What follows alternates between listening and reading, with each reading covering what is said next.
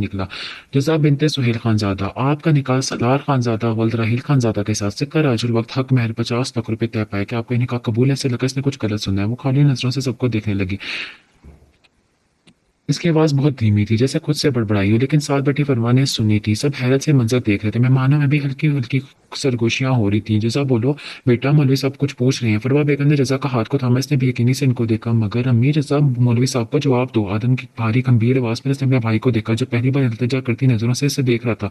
वो कैसे इस इंसान को कबूल कर लेती जिसको धिक्कार चुका था।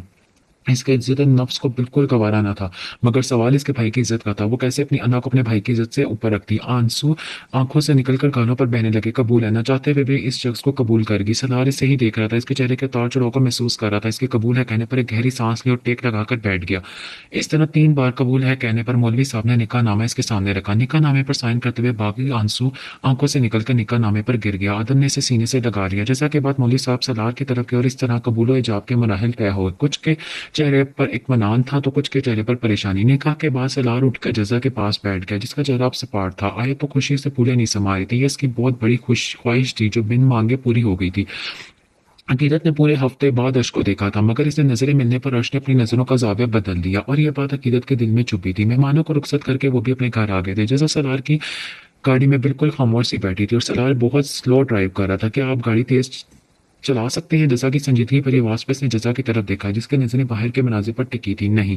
सलार का जवाब भी इतना ही इत्मीनान से भरा था। ओके फाइन, वो कहकर अभी चलती गाड़ी का दरवाज़ा खोलकर कुर्ती के सलार ने इसे खींचकर अपने पास के जल्दी से ब्रेक लगाई। वो पूरी तरह इसके सीने से लगी थी। सलार का एक हाथ इसकी कमर पर था, दूसरा इसकी बाजू पर। छोड़े मुझे, जज़ा ने संजीदगी से कहा, जबकि सलार की नज़रें तो उसके होंठों पर टिकी थी, जो सुर्ख रंग से रंगे इसके होश उड़ा रहे थे। मैंने कहा मुझे छोड़ें।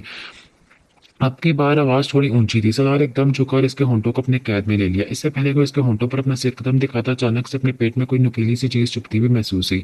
सलार ने इसके होंठों को आजाद करके नीचे अपने पेट की तरफ देखा, जहाँ एक छोटी सी छुरी जज़ा के हाथ में थी। इसने छुरी इसके पेट से लगा रखी थी। इसके कि अगर वो अपनी हाथ पार करता तो शायद वो छुरी इसके पेट में घोंप देती। सलार के चेहरे पर मुस्कुराहट अपनी चुप्पी खिलाकर गायब होगी। ओके प्लीज, मुझे डर लग रहा है, छुरी दूर करो, मैं गाड़ी तेज चलाता हूँ। सलार इसे छोड़कर दूर हुआ तो वो सीधी होकर बैठ गई। सलार ने गाड़ी को स्पीड बढ़ा दी। जज़ा ने एक नजर इसको देखा जो डरने की एक्टिंग कर रहा था, फिर नगवारी से अपना रुख मोड़ लिया। 10 मिनट बाद जब वो घर लौटे तो सभी आ चुके थे और इनका इंतजार कर रहे थे। जज़ा बिना इन पर एक नजर डाले सीढ़ियों की तरफ बढ़ने लगी। फरी शफा, जाओ बेटा। जज़ा को सलार के कमरे में छोड़ा। फरवा बेगम के आवाज पर झटके से मुड़ी, सबको देखा जिस तरह इस कैद की तरफ देख रहे थे। सलार भी इनके साथ ही बैठ गया था, मगर इसकी तरफ नहीं देखा। मुझे नहीं जाना किसी के भी कमरे में अम्मी, मैं अपने कमरे में जा रही हूँ। वो तहमुल से बोली, वही जानती थी वो किस तरह से खुद पर जब्त करी थी। जज़ा बेटा, अब तुम्हारी शादी हो चुकी है, तुम सलार के कमरे में ही रहोगी। फरवा बेगम इसके पास आई और धीरे से बोली, अम्मी मैं इससे शादी को नहीं मानती। आप लोगों ने जो करना था कर लिया। अब मैं जो करूंगी वो मेरा दिल करेगा। आप लोगों की इज्जत की वजह से मैं खामोश। इसका ये मतलब नहीं है कि इस इंसान के साथ एक कमरे में रह लूंगी। वो जल्द मैं से तलाक ले लूंगी। वो सब हैरानगी से इसकी तरफ देख रहे थे। सलार की आंखें शिद्दत से सबसे सुर्ख पड़ी थी। इतना सुनना था कि फरवा बेगम धड़ाम से जमीन पोस होगी। सब चीख कर इनकी तरफ बढ़े। अम्मी अम्मी, वो भी जल्दी से इसका हाथ थामने लगी। जिसे आदम ने दूर करके फरवा बेगम को अपनी गोद में उठा लिया तो इनके कमरे की तरफ बढ़ गया। सब इनके पीछे भागकर शफा वही खड़ी रह गई, जो कब से जब्त करती वहीं बैठी फूट फूट कर रो दी। किसी के कदमों की आवाज पर जल्दी से उठकर सलार के कमरे की तरफ भाग गई। किसी के सामने रोकर अपने आप को कमजोर जाहिर नहीं करना चाहती थी। वो सीधा वॉशरूम में घुसी और रोई, वहीं बैठी रोती चली गई। अपना एक एक जेवर नोच नोच के उतार के फेंक दिया। क्यों मैं हर बार इस शख्स के सामने बेबस हो जाती हूँ? मैं कैसे भूल जाऊँ इसने मेरे साथ क्या किया था? मुझे इस तकलीफ से निकालनी है अल्लाह। वो शख्स मुझे बार बार धुतकार चुका है। मैं इसके साथ नहीं रह सकती। तुम जाओ, तुम सब जाओ, आराम करो। बड़ी अम्मी ठीक है, बस टेंशन से बेहोश हो गई है, मैं इनके साथ ही हूँ। फरी ने बड़ी अम्मी को चेकअप करके सबको बोला। सबने सुकून की सांस भरी। फरी बेटा तुम जाओ, मैं भाभी के साथ रुक जाती हूँ, तुम थकी हुई हो। सच्चा बेगम ने बेड पर बैठते हुए कहा, नहीं ये छोटी अम्मी मैं ठीक हूँ, प्लीज आप लोग सब जाएं रूम में आराम करें। फरी ने सबको रूम में भेज दिया। तुम अम्मी को का ख्याल रखना ओके, और जरूरत पड़ने पर मुझे बुला लेना। आदम भी कहते हुए बाहर निकल गया। कमरे में आ तो शफा सादा सा सूट पहने शफा को बाजू पर लिटाए खुद भी लेटी हुई थी। वो भी ड्रेसिंग रूम से कपड़े बदल कर आया और सोफे पर पीछे गिराए बैठ गया। शफा इसकी हरकत देख रही थी। इसे एक हाथ से सर दुबाते देखकर उठकर बैठी। मैं आपका सर दुबा दूं? इसने झिझकते हुए पूछा। आदम ने इसकी तरफ देखा और उठकर इसके पास आकर इसकी गोद में सर रखकर लेट गया। ये सब इतनी जल्दी हुआ कि वह समझ ही नहीं पाई और बुखलाकर पीछे होने की कोशिश की, मगर आदम ने इसका थाम कर अपने बालों में रख लिया। इसके इतने करीब आने पर शफा का दिल तेजी से धड़कने लगा, मगर वो घबराए हुए इसके सर को आहिस्ता आहिस्ता दबाने लगी। इसके लम्ब से आदम खानज़ादा को सुकून मिलने लगा। शफ़ा को आदम की गर्म सांसें अपने पेट पर महसूस होने लगी। सर सुबहाते तो कब नींद की वादियों में उतर के पता ही नहीं चला। सलार जब अपने कमरे में आया तो वॉशरूम से इसके रोने की हल्की-हल्की आवाज़ें बाहर तक आ रही थी, मगर वो खुद पर ज़ब्त करता इधर से उधर चक्कर लगाने लगा।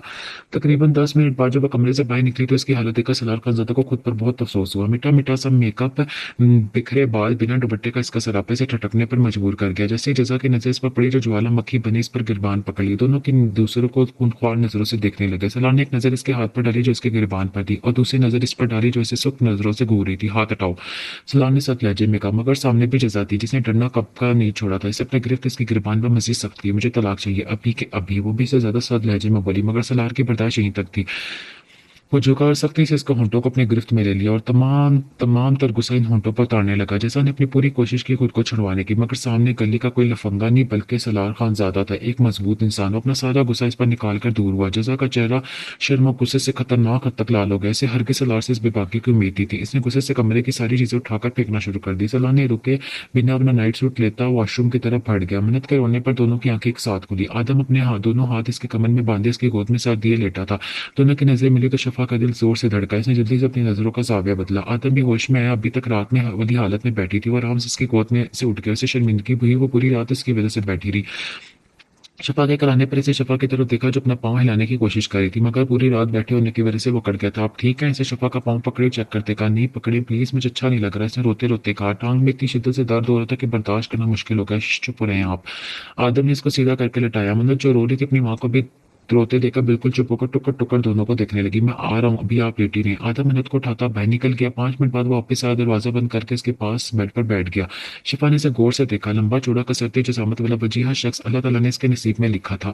ज़ाहिरी खूबसूरती के साथ साथ वो बंदा दिल का भी इंतहा का खूबसूरत था। अदर ने इसकी नजरें खुद पर महसूस करके इसे देखकर एक स्माइल पास की। शिफा ने गड़बड़ा कर इधर उधर देखने लगी। ऐन इसी वक्त आदम ने इसका पाँव पकड़ के एक झटका दिया, मगर इसकी चीख निकलने से पहले इसके मुंह पर हाथ रख चुका था। वो दोनों इतने पास थे कि इसके साजिश शिफा को अपने चेहरे पर महसूस होने लगी। वो आदम की आंखों में इस कदर डूब चुकी थी कि इसे सांस ही नहीं हुआ। वो कब चुकर इनकी आंखों को चूम लिया। अपनी आंखों में एक नरम गरम लम्स सा महसूस करके इसने सख्ती से आंखें बंद की और आदम की शर्ट थाम ली। आदम खान ज्यादा आराम से इससे दूर और वॉशरूम में घुस गया। इसके जाने के बाद शफा ने आंखें खोली और अपने पाँव हिलाकर देखा तो दर्द बहुत कम थी। होंठों पर एक शर्मीली मुस्कुराहट थी। ए लड़की, बात सुनो।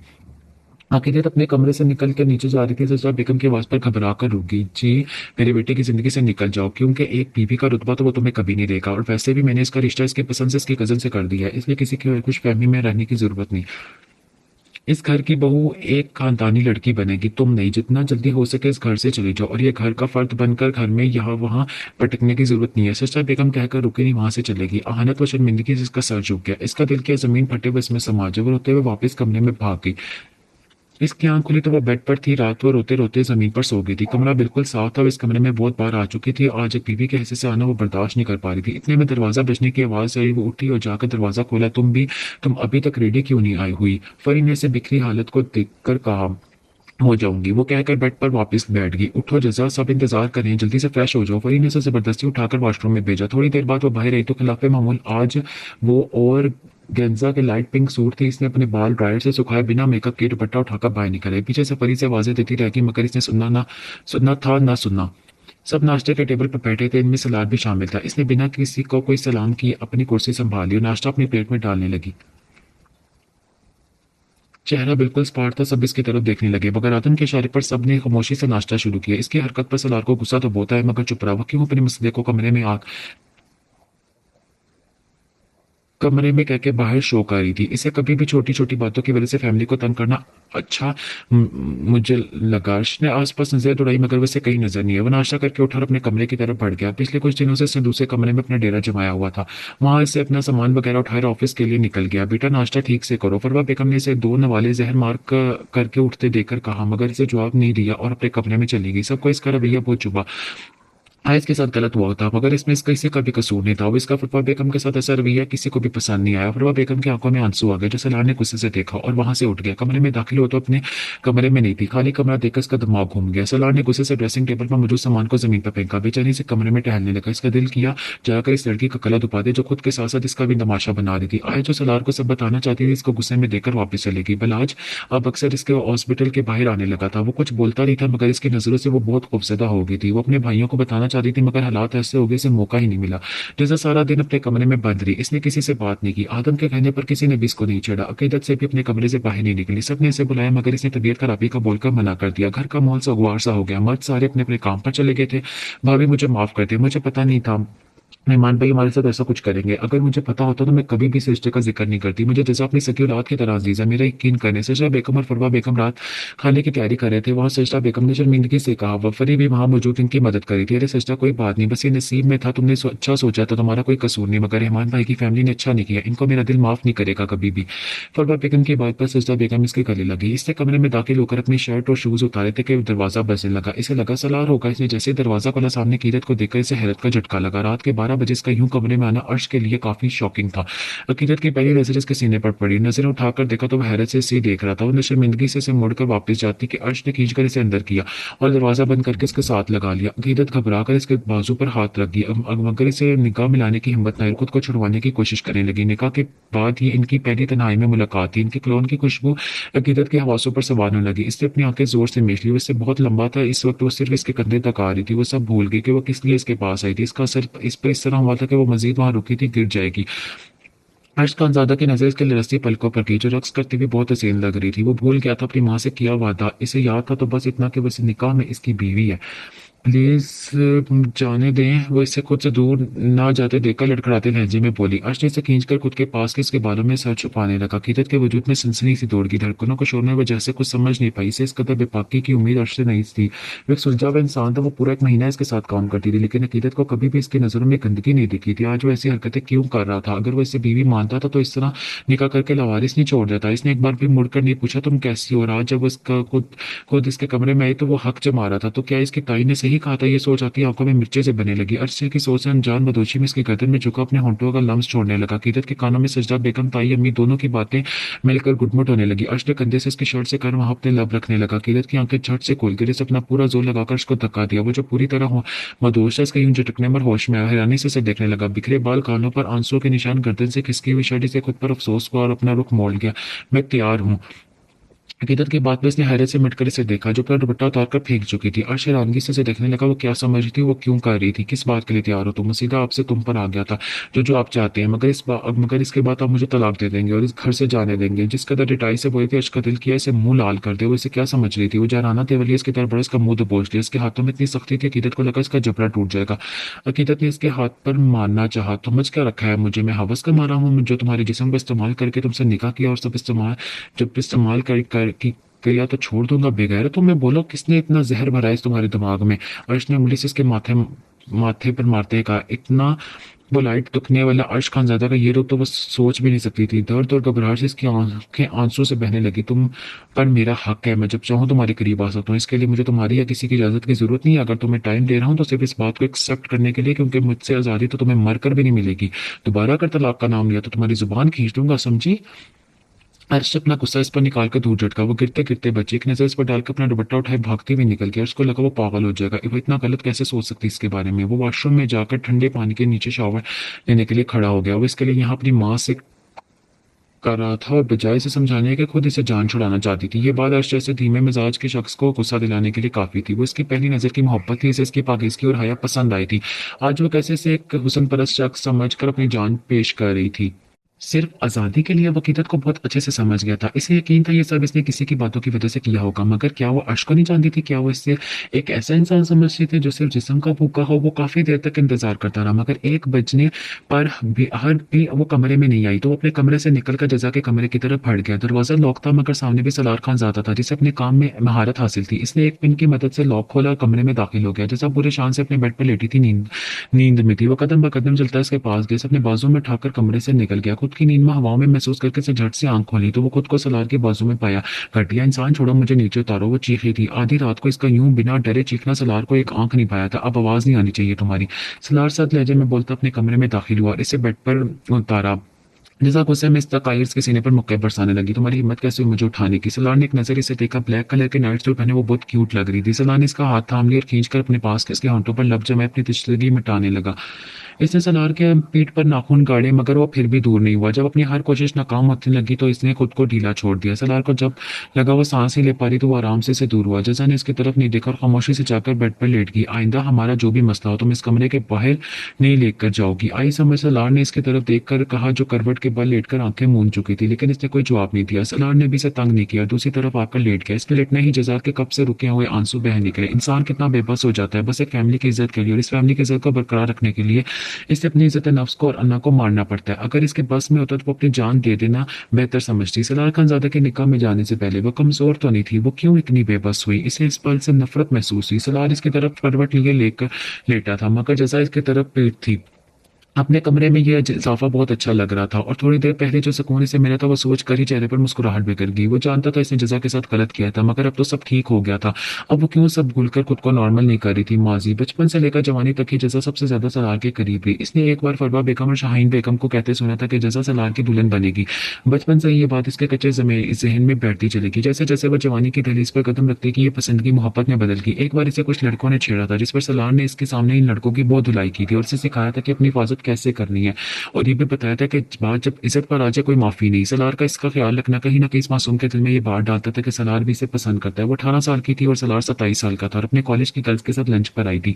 जैसा तुम्हारी ब्रेसलेट तो बहुत प्यारी है, इसकी इसका दोस्त ने तारीफ की तो एक मुस्कुराहट इसके चेहरे पर फैल गई। ये ब्रेसलेट इसे सलार ने इसकी बर्थडे पर गिफ्ट किया था। थैंक यू यार। इससे शुक्रिया अदा किया।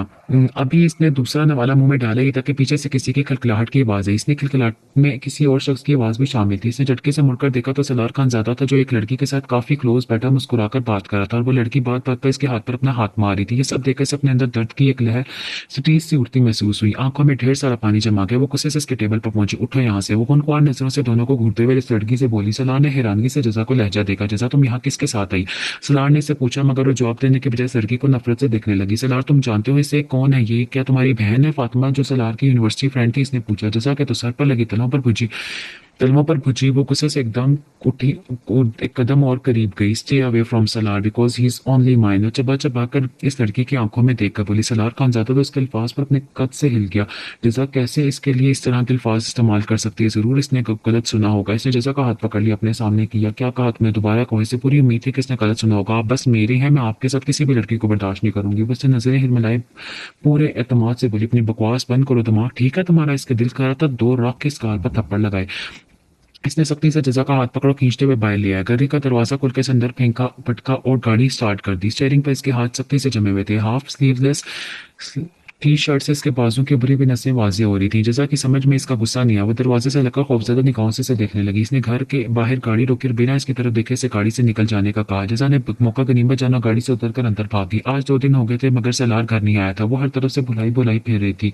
वो चाह कर भी अपनी गलती नहीं ढूंढ पा रही थी। पोरच में इसकी गाड़ी रुकने की आवाज़ भागती हुई गई। इसको देखकर सलार को दोबारा वही सब याद आ गया। गुस्से से इसकी रगें तन गई। वैसे नजर अंदाज की आगे बढ़ने लगी। सलार आप आगे। वो खुशी से इसके पास ही। बचपन से ही इसे सलार बोलती थी मगर प्यार प्यार में कभी किसी ने टोका नहीं था। इसकी तोतली जुबान से सलार इतना अच्छा लगता था कि अक्सर तो अर्श भी इसे फरमाइश करता था कि इसे भी नाम लेकर पुकारे। आज इसके मुंह से सलार लफ्ज से हथौड़े की तरह लगा। आइंदा मेरे रास्ते में मत आना, समझी? वरना तुम्हारे टुकड़े करके जानवरों को खिला दूंगा। वो इसे वार्न करता अपने रूम में बंद हो गया। पूरे 2 महीने ऐसे ही गुजर गए। वो इसके सामने बहुत कम आता था। अगर आ भी जाता तो इग्नोर कर देता था। सबने इनके बीच की रंजिश महसूस की थी लेकिन किसी ने भी कुछ नहीं कहा। सबका मानना था सलार सलार सिर्फ जरूर जजा को किसी गलती पर नाराज हुआ होगा। बड़ी मैं शादी करना चाहता हूँ अपनी क्लास फेलो से। सलार ने फरवा बेगम से कहा। पहले तो वो कुछ देर खामोश रही क्योंकि सलार और जजा को साथ देखना शाहीन बेगम और फरवा बेगम दोनों की ख्वाहिश थी मगर बच्चों की ख्वाहिश के खिलाफ जाकर कुछ भी करना इनको पसंद नहीं था। ठीक है बेटा, आप मुझे और अपनी छोटी अम्मी को इस बच्ची के घर ले जाना ताकि हम रिश्ता मांग सके।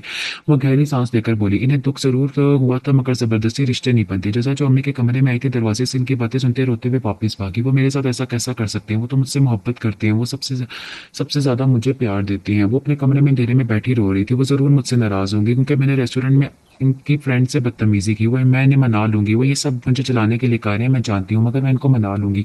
वो दिल में इरादा किया उठी और सलार के कमरे की तरफ बढ़ गई। दरवाजा खुला था। बिना दस्तक दिए अंदर चली गई। सलार जो लैपटॉप पर काम कर रहा था इसकी हालत देखकर परेशान हो गया। हाँ, वो इससे नाराज था मगर इसने कभी आया तो जजा में फर्क नहीं किया था, इसलिए इसे रोते देख के इसकी सांस में सीने में अटक गई। वो सब भूल गया था जजा की हरकत और अपनी नाराजगी से। वो जल्दी से इसके पास है, इसको थाम कर बेड पर बैठाया, खुद घुटनों के बल इसके सामने बैठ गया। क्या हुआ मेरी गुड़िया को? क्यों रो रही हो? किसी ने कुछ कहा है? वो बहुत परेशानी से पूछने लगा। जजा बताओ बताओ कि मुझे क्या हुआ है। इसकी मुसलसल खामोशी और इस कदर शिद्दत से रोने पर गुस्से से धड़ा, आप कैसे किसी और से शादी कर सकते हैं? इसकी हिचकियों पूरे कमरे में गूंज रही थी। चेहरा खतरनाक हद तक सुर्ख हो चुका था। इसमें रोने वाली क्या बात है? वो सर्द लहजे में बोला, इतनी देर से जो परेशानी थी अब इसके जगह गुस्से ने ले ली थी। देखो आदम भाई की भी तो शादी हो रही है ना, कुछ दिनों में तो मेरी भी हो जाएगी। इस पर रोने वाली कोई बात नहीं, रिलैक्स, चलो जाओ फ्रेश होकर आराम करो। हम तीनों हमेशा तुम्हारा वैसे ही ख्याल रखेंगे जैसे हमेशा रखा। सलार ने इससे भेजना चाहा, क्योंकि कहीं ना कहीं सलार को लगता था कि जजा बस इस बात से डरी है कि कहीं वो किसी और के आने से इसे भूल ना जा कि किसे कैसे किसी और से शादी कर सकते हैं। आप अम्मी से कहें कि आप मुझसे शादी करना चाहते हैं। इसने सलार का हाथ थाम कर कहा। इसकी बातें सुनकर सलार को अपने सर पर पहाड़ गिरता हुआ लगा। वो कैसे इस तरह की बात कर सकती थी? वो कुछ और समझ रहा था, मगर जजा के लफ्ज़ों ने इसके खुद की नजरों में गिरा दी। क्या मतलब है तुम्हारी बात का? इसकी जुबान लड़खड़ा गई। इसे अब भी लग रहा था कि वो कह दे मैं तो मजाक करी, मगर जजा की हालत जैसे चीख चीख कर बता रही थी कि जैसे वो अपने झूठे दलाल से कब से इग्नोर कर रहा था। आप मुझसे मोहब्बत करते हैं ना? मैं भी आपसे मोहब्बत करती हूँ, तो आप हम इसे हमारी शादी की बात करें। जिस कुछ और सुनने का इंतजार में था, हैरानगी से बेयकीनी से देखने लगा। वो गमो गुस्सा से देखने लगा। जो उसकी हालत पे बेखबर अपनी बात बताए रोई जा रही थी। निकलो यहाँ से। वो इतनी जोर से धड़ा कि अगर आदम और अर्श घर पर होते तो जरूर वहां जाते, क्योंकि सिर्फ इन तीनों के रूम ही ऊपर इस साइड थे, बाकी सबके नीचे थे। इसकी धाड़ पर जजा ने मुंह पर हाथ रखे अपनी चीख का गला घोंटा। खौफ से इसकी आंखें फैल गई थी, मगर एक कदम भी अपनी जगह से नहीं हिली। इसे लगा वो कमरे से निकली तो वो अपनी दोस्त से शादी कर लेगा, और वो सलार को किसी कीमत पर नहीं खोना चाहती थी। तुम्हें मेरी बात समझ में नहीं आ रही है? दफा हो जाओ यहाँ से। सलार ने इसे एक जगह टिके देख कर कहा, लेकिन मैं आपसे प्यार करती हूँ, प्लीज मेरे साथ ऐसा मत करें। वो रोते रोते बैठ गई। सलार का दिल क्या इसके साथ खुद को भी शूट करती जो इसके और अपने रिश्ते की मजाक बना रही है थी। इसने हमेशा से बहन ही समझा था, और इस तरह की घटिया सोच इसके जहन में कैसे आ सकती थी? इस वक्त इसे शदीद नफरत महसूस हुई। जैसा से मैं आपसे प्यार करती हूँ, मुझे शादी कर लें। वो लड़की इसके सामने दो जानों बैठी अपनी मोहब्बत की भीख मांग रही थी। वो बेहिस पना से देखता रहा। दो कदम चलता इसके पास आया, झुका, इस लड़की का बाजू पकड़ कर उठाया। तुम अगर दुनिया की आखिरी लड़की भी हुई तब भी मैं तुम जैसी लड़की से शादी कभी नहीं करूंगा। इसकी आंखों में सामने मौजूद लड़की के लिए हकारत के सिवा कुछ ना था। इस वक्त इसका बस नहीं चला, वो जजा को आग लगा दी, मगर मैं आप चेहरे पर पड़ने वाले थप्पड़ ने इसके बोलती बंद कर दी। वैसे खींचते हुए बाहर लाया, इसके मुंह पर दरवाजा धाड़ के आवाज से बंद कर दिया। काली काली नजरों से काली काली नजरों से गाल पर हाथ रखा बंद दरवाजे को देखने लगी। किसी रिपोर्ट के माने चलती हुए अपने कमरे आंख में आकर बेड पर ढह गई। तुम अगर दुनिया की आखिरी लड़की भी हुई तब भी मैं तुम जैसी लड़की से शादी कभी नहीं करूंगा। बार बार एक यही जुमला इसके कानों में गूंजने लगा। आंखें आंसू आंखों से निकलकर बालों में जज्ब होने लगे। इसके जाने का वो सहाने गुस्से से अपना पूरा कमरा तहस नहस कर दिया। वो क्यों ऐसी बातें कर रही थी? क्या वो इसे पसंद करती थी? मगर क्यों? वो तो हमेशा से छोटी बहन समझता था, तो इस तरह की घटिया सोच इसके जहन में आई कैसे? गमो गुस्से से इसका सर फट रहा था, जो अपनी नजरों में गिर गया था। इसका कौन सा अमल जजा को सोचने पर मजबूर कर गया, वो समझ नहीं पा रहा था। इसने तो हमेशा एक बच्ची की तरह से ट्रीट किया था, क्योंकि वो घर में सबसे छोटी थी। आंख सुर्ख अंगारा हो गई थी। खानजादा मेंशन में नाश्ते की इश्तहार अंगेज खुशबू फैली हुई थी। जजा का रवैया भी घर वालों के साथ नॉर्मल हो गया था। जजा और सलार दोनों एक कमरे में रहते हुए भी अजनबी की तरह थे। सलार भी इसे छेड़ने से गुरेज करता था, क्योंकि इसके फटने पर पूरा घर मुतासिर होता था। अकीदत भी कोशिश करती थी कि सजदा बेगम के सामने कम आए। वो सबसे मिन्नतें करके आयत के कमरे में शिफ्ट हो गई थी। अर्श भी किसी मीटिंग की वजह से पिछले 3 हफ्ते से आउट ऑफ कंट्री था। सजदा बेगम ने इसका सामना ना होने के बराबर था, लेकिन अगर कभी वो को देख भी ले तो चुप करके निकल जाती थी। वो अपनी वजह से किसी का मूड खराब नहीं करना चाहती थी। इसने अपनी एक दोस्त से रब्ता किया था। आयत के फोन से वो 1-2 दिन में यहाँ से जाने का सोच चुकी थी। अम्मी देखें, मन्नत ने मुझे मम्मा कहा। शफा की पुरजोश आवाज सुनकर सब इसकी तरफ मतवज्जो हुए, जो लाउंज में मन्नत और आयत के साथ बैठे खेल रही थी। अब हल्का हल्का चलना शुरू किया था इसने। मन्नत मम्मा बोलो, शफा से प्यार से बनाने लगी। वो पहले सिर्फ मम कहती थी, आज इसने सिर्फ मम्मा कहा था, और इसकी खुशी का कोई ठिकाना नहीं था। मामा, वो कहने के बाद खिलखिलाकर अपने माँ के सीने में सर छुपा गई। जजा को यह मंजर इतना खूबसूरत लगा, इसने जल्दी से वीडियो बनाकर आदम के नंबर पर सेंड कर दी। मन्नो पुप्पो बोलो आप। अब आयत इसके पास आकर इसे बोली, मगर मन्नत अपनी माँ के सीने से सर निकालने को तैयार ही नहीं थी। वो एक शर्मीली बच्ची थी। मेरी मन्नो सिर्फ अपनी मम्मा की बात मानेगी। इसकी हरकत पर शिफा ने आयत को जुबान चढ़ाकर कहा। सब इसकी हरकत पर मुस्कुराती। कीरत अच्छी लड़की है। फरवा बेगम की बात पर सजदा बेगम ने इनकी तरफ देखा। तुम इसे कबूल करने की कोशिश करो तो वो इंशाल्लाह एक अच्छी बहू साबित होगी। भाभी, मैं आपकी बहुत इज्जत करती हूँ। इस लड़की की वजह से मैं आपसे बहस नहीं करना चाहती, प्लीज मुझे समझे। सजदा बेगम की बात पर वो खामोश हो गई। सर, कोई तारा मलिक नाम की औरत आपसे मिलने आई है। वो जजा की भेजी गई वीडियो देखकर मुस्कुरा रहा था। वो जो शादी से दूर भागने वाला हर पल इस प्यारी लड़की के ख्यालों में रहने लगा। वो लड़की दिन ब दिन इसके दिल में घुसती जा रही थी, और जब वो मन्नत की वजह से नाराज होती थी, इसका दिल करता था बस इसे खुद में संभाले। वो सकी माँ से बढ़कर मन्नत को चाहती थी। अल्ताफ के बाद इसकी तरफ देखा और इसे अंदर भेजने को कहा। तकरीबन 10 मिनट बाद लगभग 40 के करीब एक औरत इसके ऑफिस में दाखिल हुई, जिसने सादा सा लॉन का सूट पहन रखा था। चेहरे पर परेशानी वाज़ेह थी। जी बैठी। आदम खान सादा ने चेयर की तरफ इशारा किया तो वो बैठ गई। जी कहिए मोहतरमा, मैं आपकी क्या मदद कर सकता हूँ? जी, मेरा नाम तारा मलिक है। इसने अपना आप चलाती हूँ और मैं अपना एक पार्लर चलाती हूँ। मेरी एक बेटी है जो पिछले 2 महीने से गुम हो गई है, वो कहीं नहीं मिल रही। इस औरत ने भराई आवाज़ में कहा, आपने किसी थाने में कंप्लेन की? कोई आदम ने संजीदगी से कहा, नहीं सर, जवान बेटी है, अगर इसके मंगेतर को पता चला तो रिश्ता खत्म कर देगा, लोग ताने देंगे। मैंने अपनी पूरी तरह हर जगह ढूंढ लिया मगर वो मुझे नहीं मिली। मैं मजबूर होकर आपके पास आई हूँ, प्लीज़ मेरी मदद करें। इस औरत ने रोते हुए कहा, आदम को अफसोस हुआ, कोई पिक्चर है इनकी आपके पास? आदम के पूछने पर जो तस्वीर इस औरत ने इसकी तरफ बढ़ाई, आदम को लगा कोई पहाड़ इसके सर पर गिरा हुआ। वो अभी घर जाने के लिए हॉस्पिटल से निकली थी कि किसी ने इसे खींचकर दीवार से लगाई। ये पार्किंग एरिया था, दूर दूर तक कोई नहीं था। इसकी दोस्त ने इसको घर छोड़ना था, इसलिए वो पार्किंग में इसका इंतजार करने आई थी। मगर बिलाज को देखकर डर से इसकी आंखें फट गई थी। हेलो प्यारी लड़की, लगता है मुझसे छुपने लगी हो, मगर तुम जानती नहीं बिलाज शाह की नजरों से बचना नामुमकिन है। उसके चेहरे पर उंगली फेरते हुए बोला, इसका पसंदीदा अमल था, मगर इसकी हरकत आयत को इंतहाई नागवार गुजरती थी। इस अपने जिस्म में चूंटियां निकलती महसूस हुई। कौन हो आप? क्या बिगाड़ा मैंने आपका? क्यों मेरा पीछा नहीं छोड़े? वो आंखों में मोटे मोटे आंसू लिए बोली। वो ठीक से पढ़ाई पर भी फोकस नहीं कर पाई थी। घर से निकलते हुए हर वक्त डर लगा रहता था कि कहीं वो फिर ना आ जाए। मार्शमेलो बहुत पसंद है मुझे। आयत को देखकर शरारत से अपनी आंख विंक करके बोला। इसकी बात आयत के सर से गुजर गई। मैं आपके आगे हाथ जोड़ती हूँ, अगर मुझे कोई गलती हुई है तो मुझे माफ कर दे और मेरा पीछा छोड़ दें। वो गुस्से से धक्का देती हुई बोली। बलाट शाह को इसका दूर झटकना बहुत बुरा लगा। उससे इसकी तरफ बढ़ा, उसका बाजू जकड़कर इस पर झुका। आइंदा अपने हाथों को काबू में रखना, वरना इन हाथों को जड़ से काट कर फेंकने में वक्त नहीं लगाऊंगा, उस लहजे में बोला और वहां से निकलता चला गया। पीछे वो रोती हुई वहां बैठ गई। वो जब से आया था गहरी सोच में था। शफा के अब्बू के कातिल को गिरफ्तार कर चुका था और कोर्ट में शफा को गवाही देनी थी, मगर वो जानता था वो बहुत मासूम और डरपोक है, इसलिए वो भी इसको इनसे सबसे दूर रख रहा था। आज जो कुछ थाने में हुआ वो इसके वहमो गुमान में भी नहीं था। आपकी चाय? शफा के वास्ते से चौंक कर देखा। काले शिफोन के फ्रॉक में इसका दूध आया चेहरा चमक रहा था। इधर आए से शफा के पास मिला। वो झिझकती हुई इसके पास बैठ गई। एक हफ्ते बाद आपको कोर्ट चलना है मेरे साथ। इसने शफा का हाथ थाम कर बात शुरू की। शफा ने नासमझी से इसकी तरफ देखा। आपको जज के सामने सब कुछ बताना है, जो इस रात हुआ था, कैसे आपके अबू का कत्ल हुआ, सब। आदम इसके चेहरे के बदलते रंगों को अच्छे से देख सकता था। मगर मैं कैसे चाह सकती हूँ? वो घबराकर पूछने लगी। मैं आपके साथ चलूंगा, भरोसा रखें मुझ पर। मुझे नहीं जाना, प्लीज मुझे इनके सामने नहीं जाना, वो मुझे ले जाएंगे, मुझे नहीं जाना। वो जियानी होकर चीखने लगी। आदम ने खींच कर इसे सीने से लगाया। उसके सीने से शर्ट को मुट्ठी में दबोचे फूट फूट कर रोने लगी। वो बहुत खतरनाक है, वो मुझे आपसे दूर कर देंगे। उसके सीने से लगी बोली। आदम का दिल जोर से धड़का। वो बच्चा नहीं था, वो इसकी आंखों में अपने लिए पसंदगी देख चुका था। वो शफा को चुप चुप कर इसे देखता था। जवा का चुप चुप कर इसे देखता था, मगर वो चाहकर भी आगे नहीं बढ़ सकता था। ठीक है, सब परेशान मत हो, मैं कभी भी आपको खुद से दूर नहीं करूंगा। उसके बालों में हाथ फेरते हुए बोला। वो आधी रात को सबके सोने की कींद दुहानी करके अच्छे से चादर से खुद को कवर करती अपने कमरे से निकले। आराम आराम से सीढ़ियां उतरती नीचे आई। चारों तरफ अंधेरा था। वो अंधेरे में रास्ते का तयन करती पीछे से बने गार्डन की तरफ आई, जहाँ एक छोटा सा दरवाजा बाहर की तरफ खुलता था। एक हफ्ता पहले वो अपने कमरे की खिड़की से एक चौकीदार को ये रास्ता इस्तेमाल करते देख चुकी थी और बड़ी मुश्किल से चाबी भी चुरा ली थी। और आज मौका मिलते वो यहाँ से निकल जाना चाहती थी, क्योंकि वो और एहसान ने नहीं चाहते थे कि इन लोगों का ना अपनी वजह से सजदा बेगम को परेशान करना चाहती थी। वो साफ देख सकती थी कि अपनी वजह से माँ बेटे के बीच के तनाव को। वो नहीं जानती थी कि अर्श ने इससे शादी क्यों की, मगर वो किसी को शिफहमी में नहीं रहना चाहती थी। ना वो खुद को इस खानदान के काबिल समझती थी। इसे कांपने हाथों से चाबी से ताला खोला, जल्दी से दरवाजा खोलकर निकलने लगी। कहाँ जा रही हो? इससे सख्त लहजे में पूछने पर अकीदत ने घबरा कर मुड़कर देखा। अर्श सीने पर हाथ बंधे से सुर्ख निगाहों से देख रहा था। अकीदत के हाथों से चाबी जमीन पर करी। कहाँ जा रही थी तुम? अर्श ने दोबारा पूछा था। इसे जल्दी खुद को कंपोज करके अर्श की तरफ देखा। मैं अपने घर वापस जा रही हूँ, इसने संजीदगी से जवाब दिया, जबकि दिल इतनी तेजी से धड़क रहा था कि निकलकर बाहर आ जाएगा। कौन सा घर? अर्श ने फिर संजीदगी से पूछा। वही घर जहाँ से आप मुझे लाए थे। वो घर तुम्हारा होता तो वो तुम्हें बेइज्जत करके अपने नशेड़ी बेटे के साथ नहीं बांध रहे होते। इसने भी तिरके के जवाब दिया।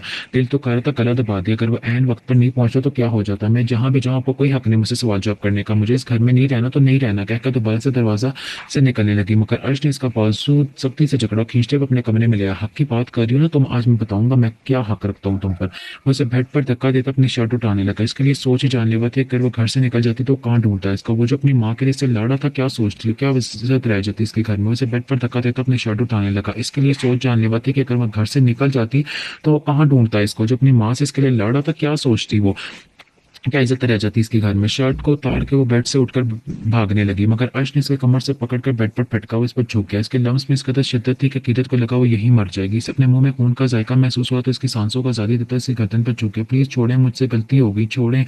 वो इसको के दरमियान रोती हुई बोली। छोड़ दूं ताकि तुम मेरी दी हुई आजादी का फायदा उठाकर मेरी इज्जत तो कोड़ी की कर दो। इसे देखकर लफ्ज चपाकर बोला था। न जाने कि उस लड़की की आंखों में आंसू अपने दिल पर गिरते महसूस हुए। मैं आपकी जिंदगी नहीं खराब करना चाहती, मैं आपके लायक नहीं हूँ। आप अपनी मंगेतर से शादी कर लें प्लीज, मुझे जाने दें। वो बेबसी से इसके सामने हाथ जोड़ गई। अर्श को इसकी एक ही रट पर बहुत गुस्सा है। ये सब तुमसे किसने कहा?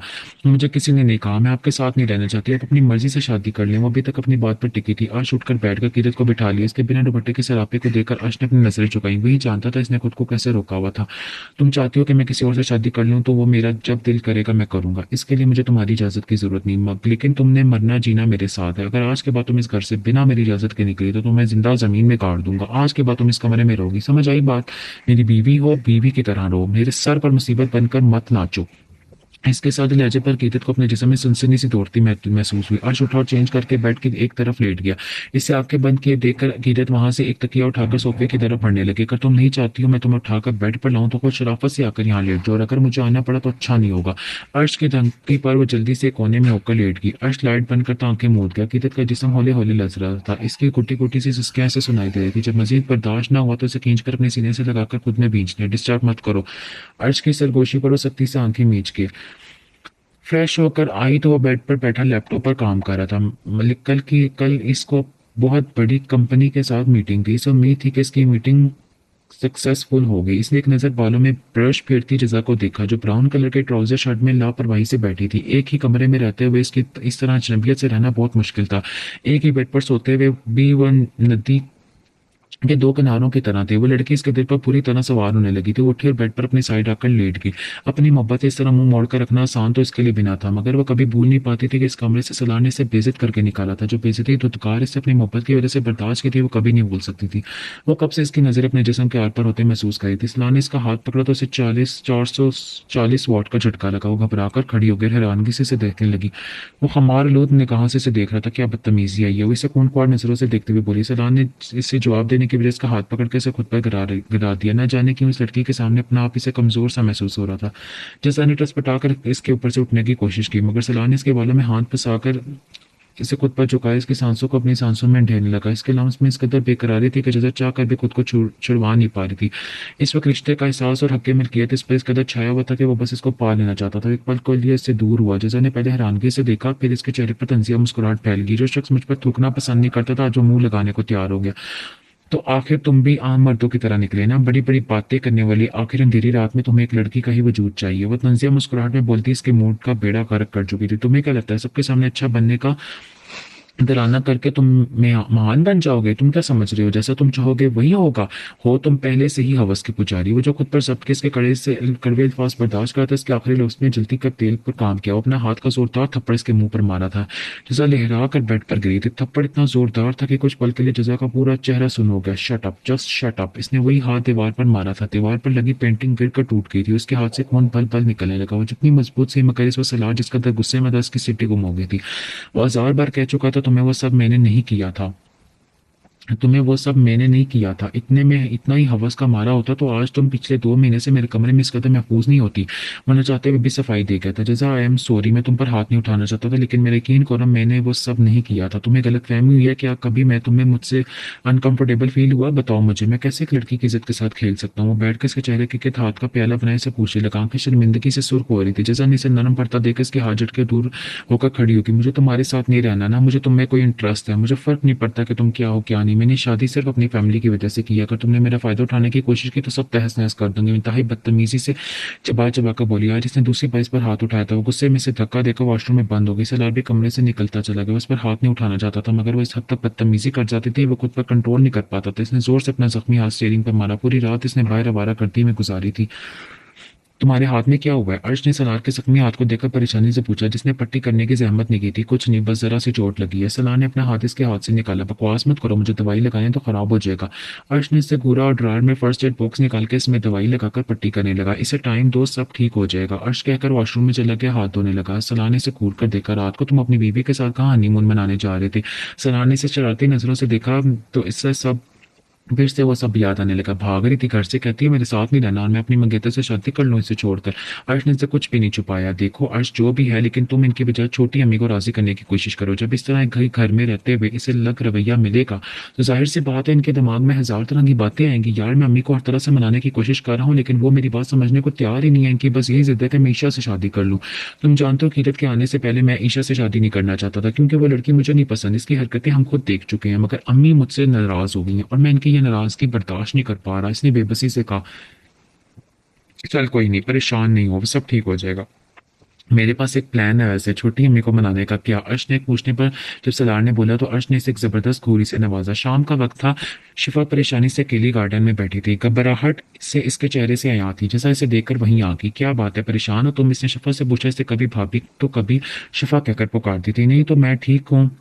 शिफा ने जबरदस्ती से मुस्कुराने की कोशिश की। लेकिन तुम मुझे परेशान लग रही हो, बताओ क्या बात है? हाँ, अकेले क्यों परेशान हो रही हो? इसने अपना आयत से कहा तो शफा की आंखें भर आई। वो अपने इस आदम की कई बातें बताती चलेगी। तो इसमें परेशान होने वाली क्या बात है? भाई होंगे ना तुम्हारे साथ, और मैं भी चलूंगी। कभी भी डर कर दुश्मन को ढील नहीं देनी चाहिए, नहीं तो वो अगली बार ऐसी जगह वार करता है कि आप कुछ नहीं कर पाते। अपने लिए स्टैंड लेना सीखो। आज उन्होंने आपको पापा को मारा है, अगर ऐसे ही इन्हें छोड़ दिया न जाने वो कितने लोगों को घर और उजाड़ देंगे। फिर आप खुद को कभी माफ नहीं कर पाएंगी, क्योंकि अल्लाह ताला ने आपको मौका दिया इनको सजा दिलवाने का। अगर आपने ये नहीं किया तो ये बहुत सारे लोगों के साथ नाइंसाफी होगी। इसे जजा पर शक आया था जो इतनी बहादुर थी। इतने में आयत की भी अकीदत को लेकर वहां आ गई थी। शादी क्या होगी, तुम्हारे कमरे से निकलने का दिल ही नहीं करता क्या? आयत आते ही जजा को सुनाने लगी, मगर इसके चेहरे पर मौजूद हल्के से निशान को देखकर वो परेशानी से देखने लगी। तुम्हारे चेहरे पर ये निशान कैसा है? इसके पूछने पर शफा और अकीदत ने भी गौर से देखा, इसकी तरफ देखा जहाँ हल्के से निशान थे। यकीनन मेकअप से छुपाने की कोशिश की थी, कुछ नहीं फिसल की थी। इसने बात को टालने की कोशिश की। कोई नहीं, ये थप्पड़ का निशान है। जैसा सच बताओ किसने किया ये? वो गुस्से से बोली। वो इनके घर की शेरनी थी, सबसे बहादुर और निडर, कोई इस पर कैसे हाथ उठा सकता था?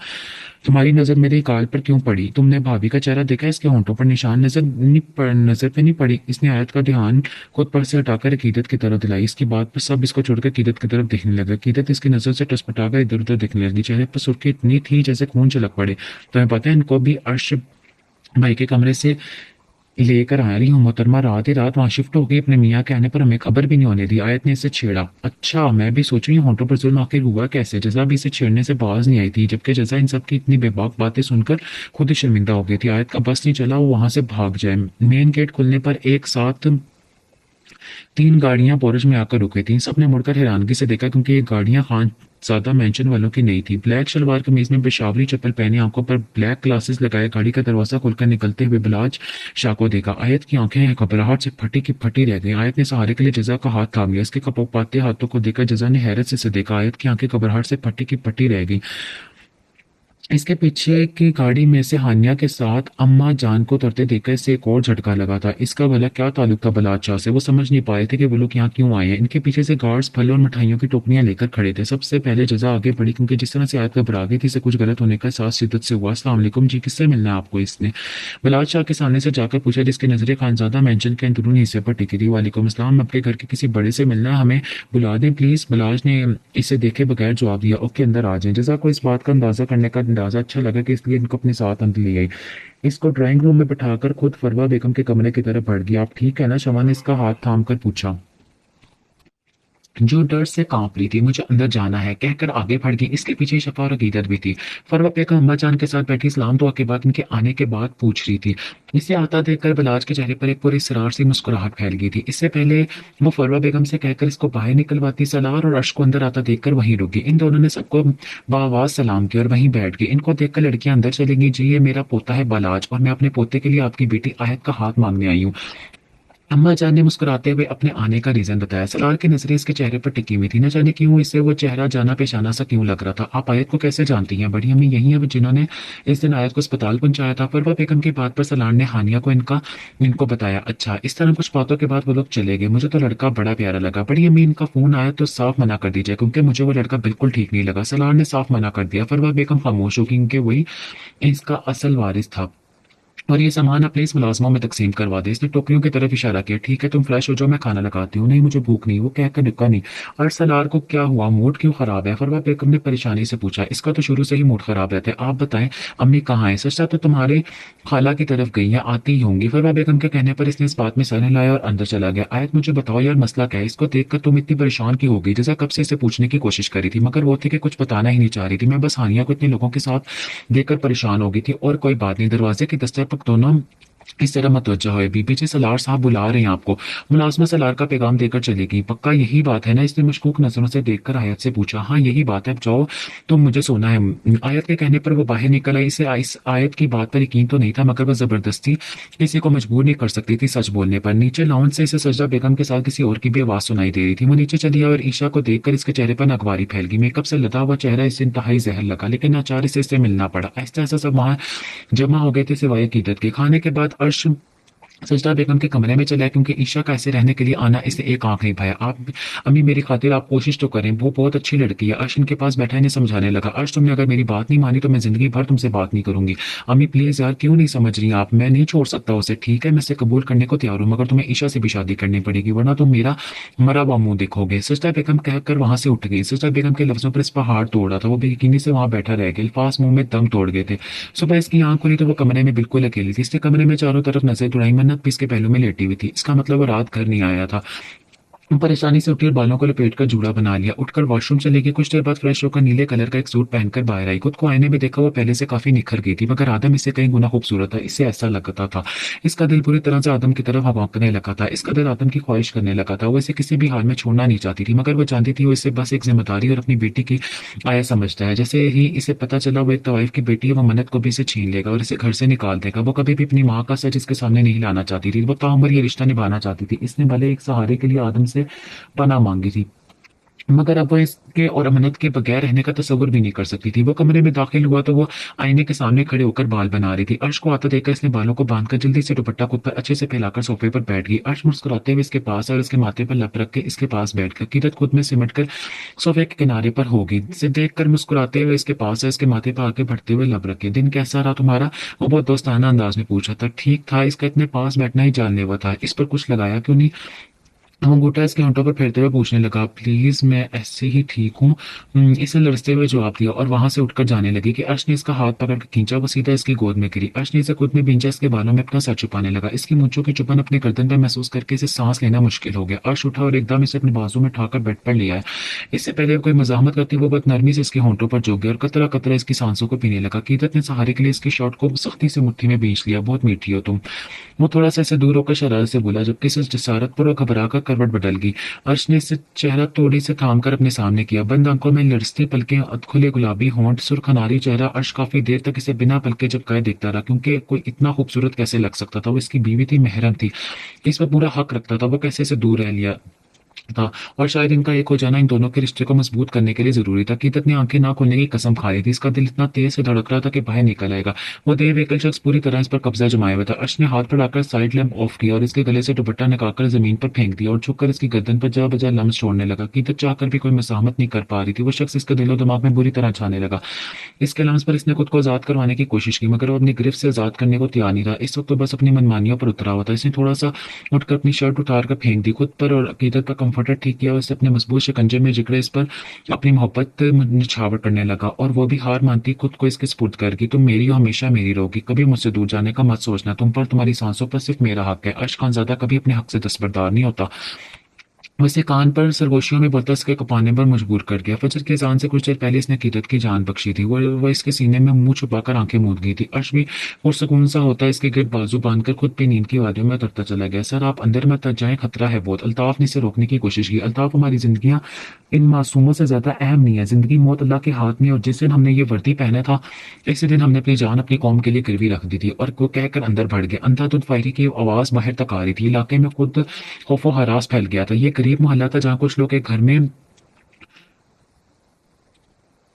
किराए पर रहते थे और ड्रग्स और चर्च सिरे आम बेच रहे थे। मोहल्ले के नौजवान नशे के आदी होते जा रहे थे। इन्हें कल रात इस बात की खबर मिली थी और आज पूरी तैयारी के साथ उन्होंने छापा मारा था, मगर वो लोग अंदर से निकलने की वजह फायरिंग कर रहे थे। आदम ने घुसते ही सामने खड़े शख्स की टांग पर गोली मारी थी। वो शख्स कराते हुए वहीं गिर गया। वो टोटल 4 लोग थे। इसके कुछ सिपाहियों ने इस घर को चारों तरफ से घेरे में ले लिया था और वो खुद अकेला अंदर चला गया। जगह जगह गंदगी और शराब की खाली बोतलें पड़ी हुई थी। इसने कदमों की आहट पर बिना पीछे देखे इसके टांगों पर वार किया था। वो एक माहिर निशाने से बाज था। आज तक इसका कोई निशाना जाया नहीं होता। इसने एक एक करके सबको मार गिराया था। इसके ऑर्डर पर अल्ताफ अपने कुछ साथियों के साथ अंदर आया था। वो सारे जख्मी पड़े कराने लगे। अल्ताफ, इन सबको ले जाओ और इस घर की अच्छे से तलाशी लो, कोई भी सबूत ज़ाया ना हो। वो अपना जुम्मा मुकम्मल करता है, इसे अपने कंधे पर कोई गर्म तेज़ चीज़ आकर लगती महसूस हुई। अचानक सबकी चीखें बुलंद हुई। इसने हाथ लगाकर देखा तो इसका हाथ खून से भर गया था। आदम ने एक नज़र अपने पीछे देखा, जहाँ से एक आदमी लेटे हुए इस पर गोली चला गया था। देखते ही देखते इसने दूसरी गोली चलाई थी जो उसकी टांग पर लगी थी। अगर अल्ताफ इस शख्स का निशाना नहीं लेता तो ज़रूर वो गोली आदम खानज़ादा के सीने के आर पार होती। वो 2 दिन का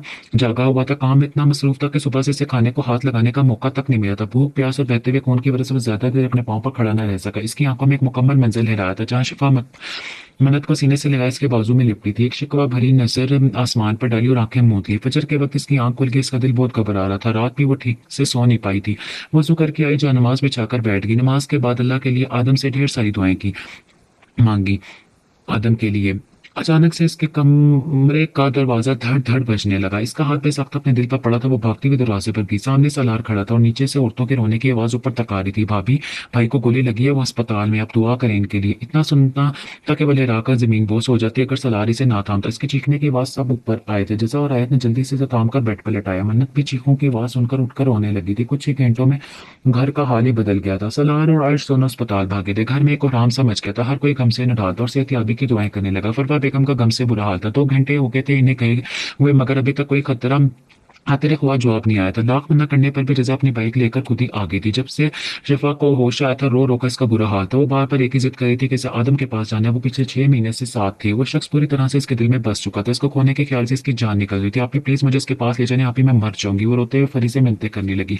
फरी ने इसे सीने में भींच लिया। इसे कुछ बहुत शिद्दत से याद आया था इसके भाई को वाकया। अल्लाह ने इतनी मुश्किलों के बाद बेहतरीन हम सफर से नवाजा था। आप ही मुझे इनके पास जाना है।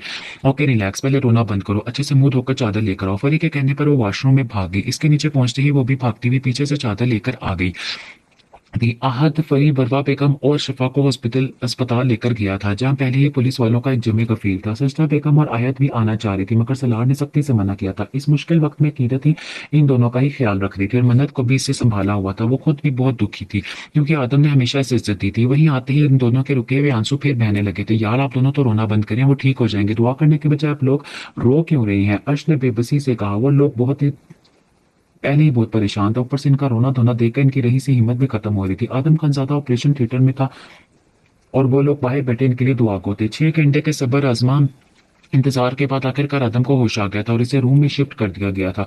अम्मी बार बार इसका माथा चूम रही थी। उसका बेटा मौत के मुंह से वापस आया था। इससे पहले भी कई बार गोलियां लगी थी, कभी बाजू तो कभी टांग पर, मगर ऐसी जगह कभी नहीं लगी थी। ना वो इतना कमजोर हुआ था। सरदार जाकर आया तो सजदा बेगम को भी लिया था। इन दोनों ने रो रो कर अपना हशर बिगाड़ लिया था। अकीदत मन्नत के साथ घर पर रुकी थी। घर पर मुलाजमों की एक फौज थी और घर के बाहर कार्ड तैनात थे। भाई, आपने तो हमारी जान निकाल दी थी। रिजा और आया तो अब भी रोने लगी थी। आई एम ओके, इसे धीरे से कहा। सलार ने अपनी बीवी को देखा, जो बाहर से बहुत सख्त नजर आती थी, मगर अंदर से ही इतनी हसास थी। तुम दोनों ने मिल लिया तो बाहर आ जाओ, क्योंकि भाई भी अब तुम्हारा चेहरा देखकर बोर हो गए होंगे। अब इन्हें वो चेहरा देखने दो जिसका वो कब से इंतजार कर रहे हैं। अर्श ने अंदर आकर शरारत से कहा तो वो दोनों हंसते हंसते मुस्कुरा दी और उठकर बाहर चली गई। सलार भी इनके पीछे ही बाहर आ गया था। वो रूम में दाखिल हुआ तो आदम का ज्यादा को पट्टियों में झगड़ा देखकर इसके आंसू तेजी से बहने लगे। वो दरवाजे से लगकर खड़ी थी, इसका जिस्म लरज रहा था। सूजी आंखें, चेहरे पर फैले आंसू। आदम को बेसाख्ता इस पर टूट कर प्यार आया था। क्या वो इतना अहम हो चुका था इस लड़की के लिए? इसका दिल जोरों से धड़का था। आदम ने इशारे से इसे अपने पास बुलाया, मगर वह ऐसे दरवाजे से लगकर आंसू बहाती रही। पास आए, इसने धीरे से इसे पुकारा। इसके कहने की देर थी, वो भागती हुई आई इसके सीने से लगकर फूट फूट कर रोने लगी। आदम का ज्यादा तो इसका इतना रोने पर परेशान हो गया था। जब शफा ने सर रखा था, इसके बिल्कुल पास ही से गोली लगी थी। इसे दर्द तो वो, मगर वह जब्त की इसके बालों में हाथ फेरने लगा। मैं ठीक हूँ, मत रोएं, मैं आपके बगैर मर जाऊंगी। आप मुझे छोड़कर मत जाना, कभी भी नहीं। वो फूट फूट कर रोने लगी। वो सांस रोके इसको सुनने लगा। इसे प्यारी लड़की को अल्लाह ताला ने इसके नसीब में लिखा था। इस लड़की के दिल में अपने लिए इतनी मोहब्बत देख देख कर इसका दिल अंदर तक सरशार हुआ था। इसे अपने सारे अहद टूटते महसूस हुए। जब रो कर दिल थोड़ा हल्का हुआ तो इसे अपनी पोजीशन का एहसास हुआ। वो हड़बड़ा कर पीछे हुई। आदम ने इसके चेहरे की तरफ देखा, जो खतरनाक हद तक लाल हो रहा था। मैं जा रही, अम्मी बुला रही हूँ। उठकर भागने लगी, मगर आदम ने इसका हाथ थाम कर रोक लिया। यहाँ बैठे, सुकून मिल रहा है मुझे। इसके धीमी आवाज पर शफा की पलकें लरज गई। वापस बैठ गई। इसका हाथ अब भी आदम के हाथ में था। मन्नत कैसी है? मन्नत ठीक है, लेकिन वो कीरत भाभी के पास है, इसने धीरे से बताया। वो आहिस्ता आहिस्ता गनूदगी में जाने लगा। नींद में भी इसने शफा का हाथ नहीं छोड़ा था। "ए लड़की, मुझे नाश्ता बना कर दो।" वो जब मन्नत को सुलाकर अभी किचन की तरफ चाय बनाने आई थी, ईशा की आवाज पर मुड़कर देखा। इसने हैरानगी से इस लड़की को देखा, क्योंकि कल जब वो कमरे में गई थी तब तक तो कोई भी मेहमान नहीं था। पर ये कौन था? जी, आप कौन है? इसने कंफ्यूज होकर पूछा। मैं इस घर की होने वाली बहू हूँ, अरशद खानजादा की होने वाली बीवी। इसके लहजे में जो मान था, एक पल को वो डगमगा दी। नाश्ता बनाकर मेरे रूम में भिजवा दो। ईशा ने हकारत से इसे देखा और किचन से बाहर निकल गई।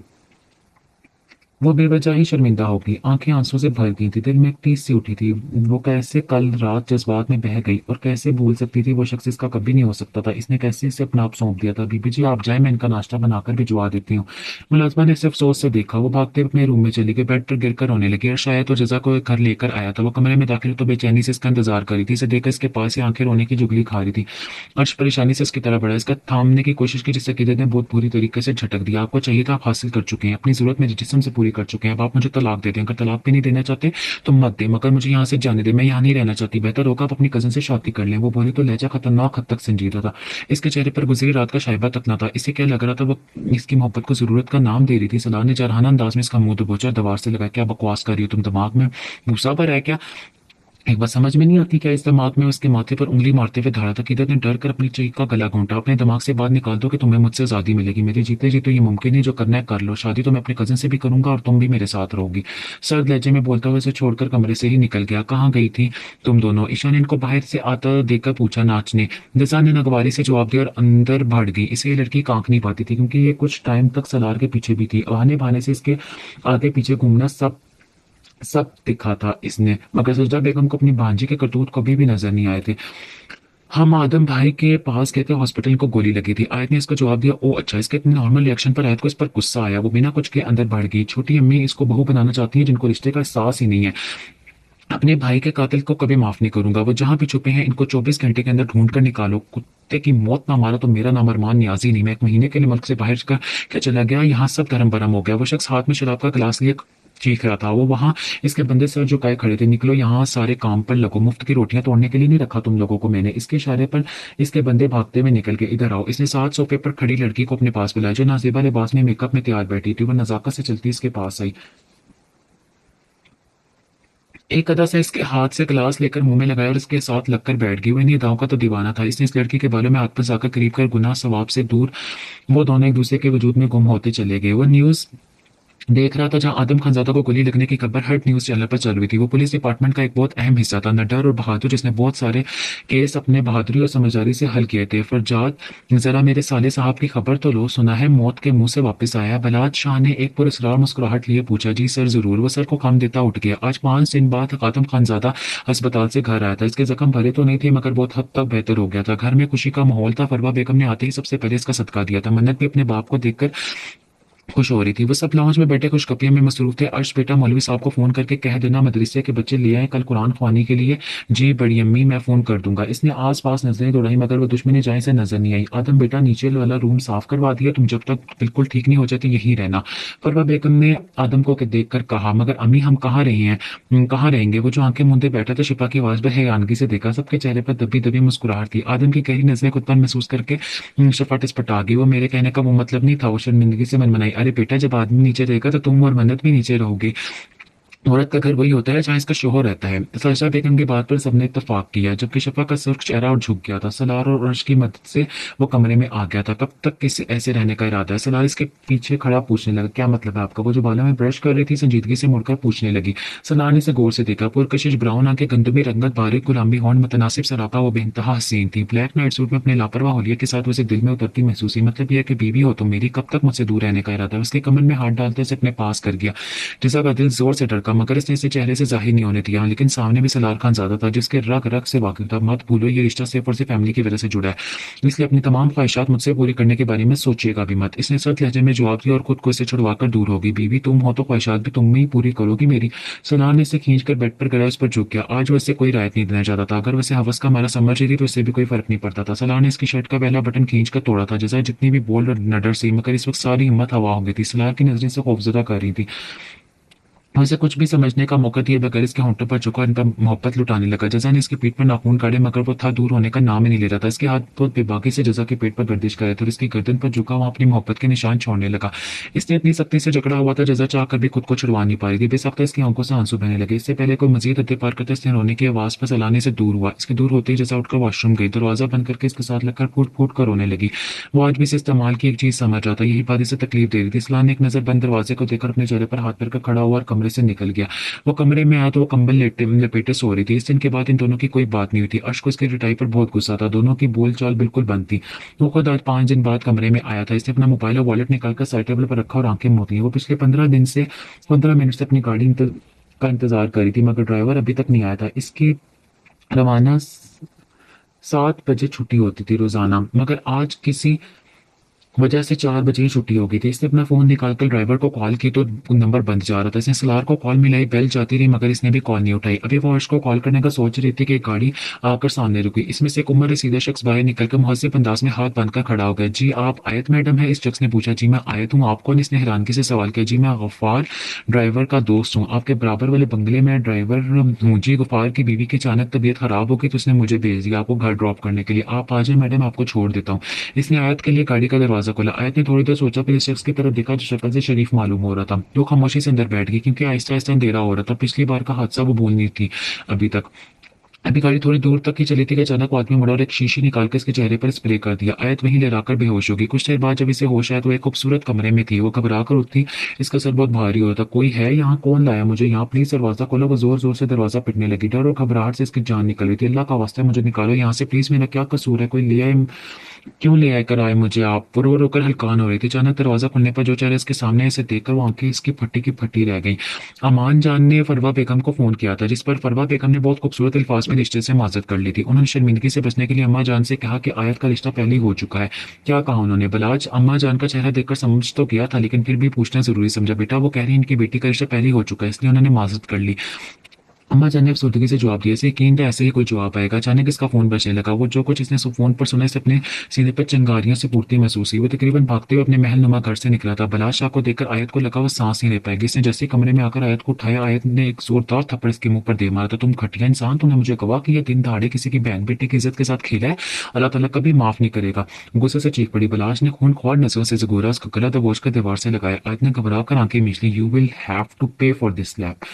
वो खून निशान नजरों से इसे देखकर ठंडे ठार लहजे में बोला। आयत को अपनी टांगों से जान निकलती महसूस हुई। इसका गला छोड़ के इसे बाजू पकड़ खींचते हुए बाहर ले आया। आयत में इतनी हिम्मत नहीं थी कि जी के वो खुद को छुड़वा सके। वो उसके साथ खींचती हुई चली गई। इसने झटके से गाड़ी के अंदर फेंका को ड्राइविंग सीट संभाल ली। 10 मिनट बाद वो एक फार्म हाउस में था और एक कोने में बैठी बेआवाज होने लगी। इसका जिस्म पूरी तरह कांप रहा था। वो हिम्मत करके उठी, इसके सामने जाकर इसके पैरों में बैठ गई। इसे बस एक यही रास्ता नजर आया था। वो इतना तो समझ गई थी वो बहुत पावरफुल इंसान है। प्लीज मुझे जाने दे, मेरे घर वाले बहुत परेशान हो रहे होंगे। इसने बाहर फैलते अंधेरे को देख कर कहा। बलाज ने मुस्कुराती नजर से उसके जुड़े हाथों को देखा। जाने दूंगा, मगर उसके लिए मेरी एक शर्त है। बलाज ने पुरस्कार मुस्कुराहट से कहा। मुझे आपकी हर शर्त मंजूर है। वो जल्दी से बोली। ओके, फिर मौलवी साहब आते होंगे, तुम्हें अगर यहाँ से निकलना तो मुझसे निकाह करना होगा।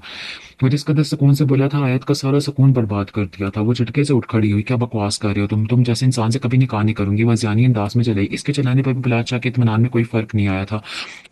वो इसी तरह टांग पर टांग रखे सुकून से बैठा सिगरेट पीता रहा। आयत बिना इसकी परवाह के दरवाजे की तरफ भागी। बलाज इस तरह सुकून से बैठा इसे देखता रहा। थोड़ी देर बाद वो इस तरह वापस आई।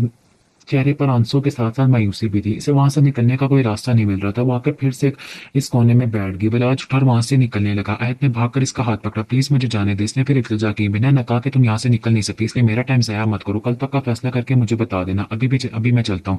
बलाज इसके चेहरे पर नजर जमाए बोला। और वैसे भी अभी तो तुम्हारी छुट्टी का टाइम भी हो गया। अगर घर नहीं पहुंची तो आगे क्या होगा, मुझे बताने की जरूरत नहीं। बलाज की बात पर इसके आंसू में बेइंतहा बहने लगे। मैं तैयार हूँ, मगर इसके बाद आप मुझे रोकेंगे नहीं। इसने कुछ सोच कर कहा। इसे बस किसी भी तरह से यहाँ से निकलना था। इसके बाद अपने भाइयों के जरिए से अच्छे से सबक सिखाने का इरादा कर लिया था। ठीक है, तैयार हो, मौलवी साहब आते ही होंगे। बलाज कहकर सोफे पर बैठ गया। इसका ऐसा कोई इरादा नहीं था, मगर हालात ऐसे हो गए थे, न चाहते हुए भी इसे ये सब करना पड़ा था। पहले वो आयत से शादी किसी और मकसद से करना चाह रहा था, मगर अब वजह कुछ और थी। अरमान नियाजी ने अपने बंदे से इसे अगवा करवाया था और इस बात की खबर इसे इसी वक्त इसके इस बंदे ने दी थी, जिसको इसने आयत पर नजर रखने के लिए रखा था। वो अरमान नियाजी को बहुत अच्छे से जानता था। वो एक घटिया इंसान था। लड़कियों के साथ खेलना और इन्हें आगे सप्लाई करना इसका पसंदीदा मुश्किल था। जो लड़के इस रात आयत के पीछे लगे थे, इनमें से एक इसका भाई भी था और इस बात की खबर अरमान नियाजी को हो गई थी। कहीं ना कहीं इसके भाई के कत्ल में वो आयत का हाथ समझ रहा था। वो इसी वक्त इस फ्लैट पर पहुंच गया था जहां अरमान नियाजी के आदमी ने इसे रखा था। इस इंसान को ऊपर पहुंचाकर वो जैसे इसके पास पहुंचा तो आयत के थप्पड़ ने इसे गुस्सा दिला दिया था। इस बात से वो अनजान के अगर वो ना आता तो वो कहीं की नहीं रहती। वो इसका मुहाफिज था। इसे ही अगवाकार समझ रही थी। पहले वो आयत से तरीके से शादी करना चाहता था, इसके बाद इसके जरिए किसी और को सजा देना चाहता था, मगर आयत ने थप्पड़ मारकर खुद के साथ गलती कर दी थी। इसकी सजा से निकाह की सूरत में मिल रही थी। कुछ ही देर में मौलवी साहब और अब कुछ गवाहान के आने पर इनका निकाह शुरू हुआ था। आयत खानजादा बिनते राहील खानजादा आपको बलाज शाह वल्द शहजाद शाह के निकाह में सिक्का राजुल वक्त 30 लाख रुपए दिया जाता है। क्या आपको ये निकाह कबूल है?